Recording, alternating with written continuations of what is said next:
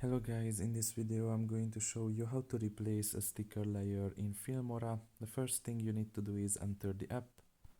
Once you are done with that and you are in the home page, you can just press on a project, and after that press on a sticker layer, and you can just press on replace,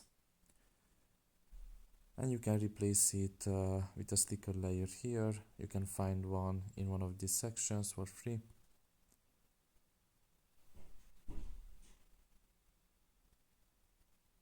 Now most of them require subscription unfortunately, so it's a little bit hard to find a free sticker layer, but once you do, you can just press on it and press on the checkmark symbol.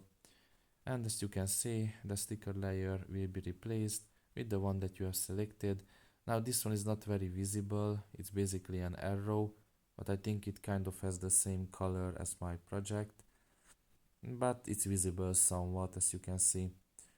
So that's pretty much it really. I hope this video was helpful to you. Thank you for listening and see you next time. Bye bye.